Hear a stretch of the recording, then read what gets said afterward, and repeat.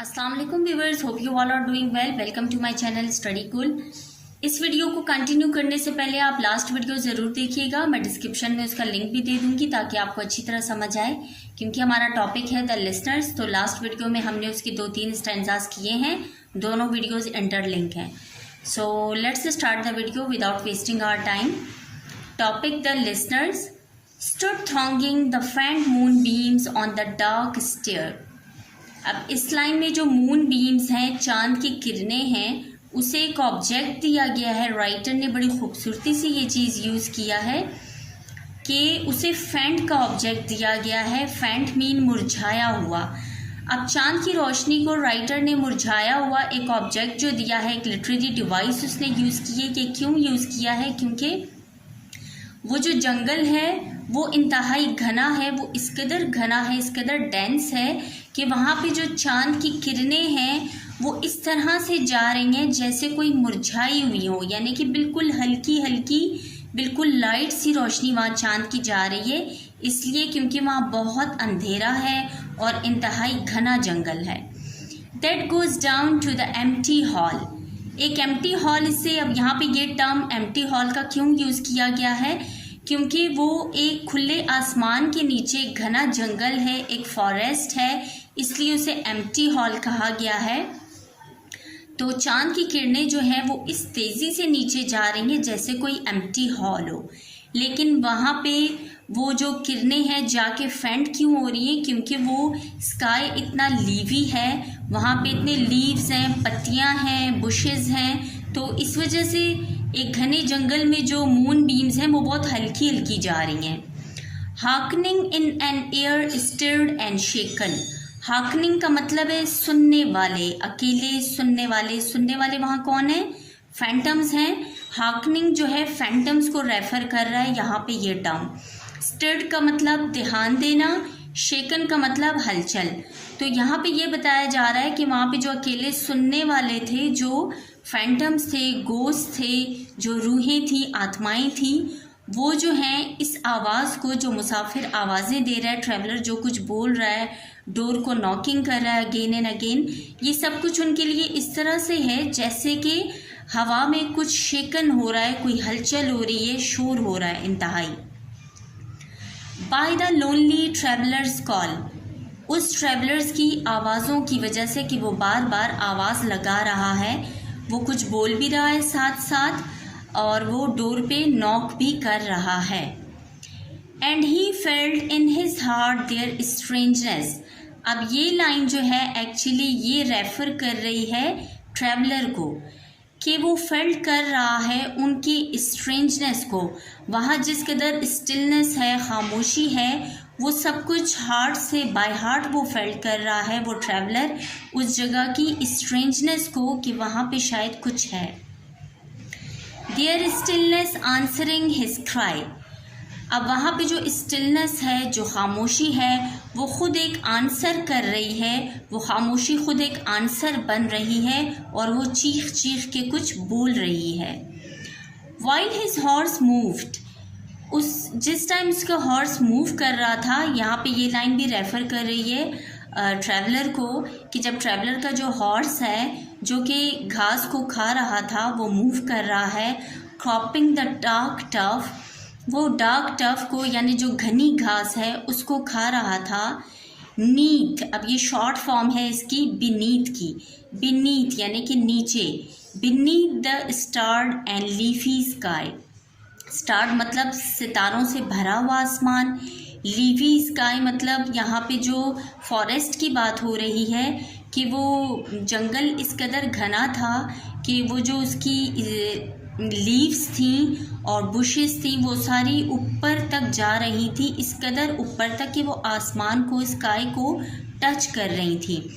तो उस घने जंगल में जो कि सितारों के नीचे था, सितारों से भरे हुए आसमान के नीचे था, for he suddenly smote on the door even.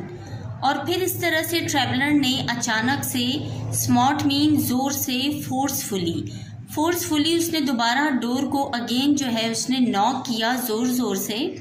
Louder and lifted his head. Louder यानी कि ज़ोर से, ऊंची आवाज़ में, एंड लिफ्टेड हिज हेड और अपने सर को ऊपर उठाया ट्रैवलर ने। टेल देम आई केम, उनको बता देना मैं आया था। एंड नो वन आंसर्ड, और वहाँ से रिस्पॉन्स कोई नहीं हुआ, यानी कि फैंटम्स ने कुछ भी नहीं कहा तो कोई आंसर नहीं आया। That I kept my word, मैंने अपना वादा, अपना प्रॉमिस पूरा कर लिया। ही सेड, ट्रैवलर ने कहा। Never the least stir made the listeners, यानी यहाँ पे कोई भी स्टिर का मतलब है कोई हलचल होना।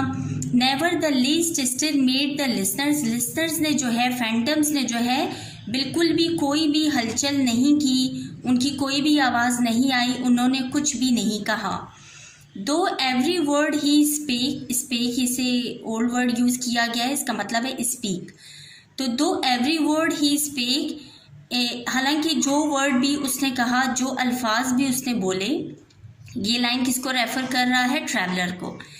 Fail echoing through the shadowiness of the still house, अब ये जो उसकी आवाज़ है ट्रैवलर की, जो कुछ वो बोल रहा है वो अपनी ही आवाज़ अगेन सुन रहा है, जैसे इको साउंड होता है, डबल साउंड होता है, इस तरह से वो अपनी साउंड को इको में जो है, इको वॉइस में सुन रहा है।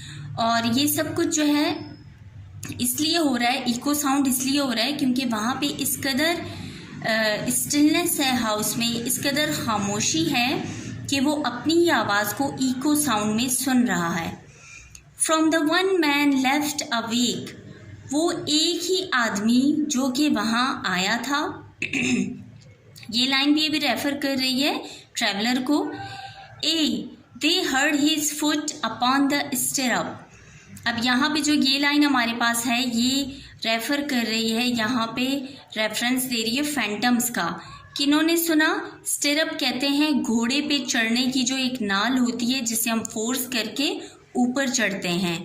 तो दे हर्ड, उन्होंने सुना। ये जो एक टर्म यूज़ किया गया है ये फैंटम्स के लिए यूज़ किया गया है कि उन्होंने सुना his foot upon the stirrup, उसके जो फीट की आवाज़ थी घोड़े पे चढ़ने की, जो उसने फोर्स किया चढ़ के जाने के लिए, उसकी आवाज़ सुनी फैंटम्स ने। And the sound of iron on stone, ये उनके लिए इस तरह से था जैसे आयरन पे कोई स्टोन की बहुत ज़ोर की जैसे आवाज़ होती है, इस तरह से। And how the silence search softly backward, और इस तरह से ये आवाज़ है जो है एक खामोशी से जाके मिल जाती है। सर्च का मतलब है मिल जाना, शामिल हो जाना।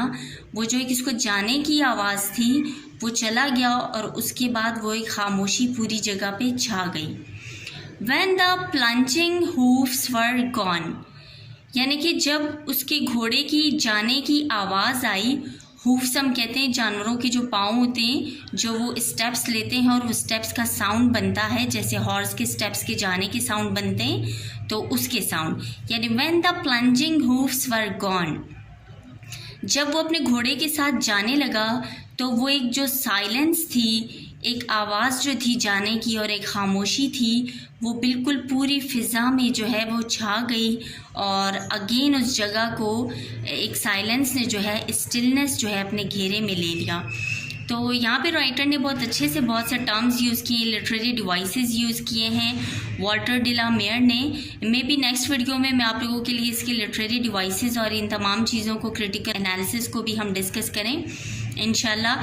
तो उम्मीद करती हूँ आप लोगों को इस वीडियो में बहुत अच्छे से समझ आ गई होगी। इंतज़ार करते हैं नेक्स्ट वीडियो का कि हमारे नेक्स्ट वीडियो में हमारा टॉपिक क्या होगा।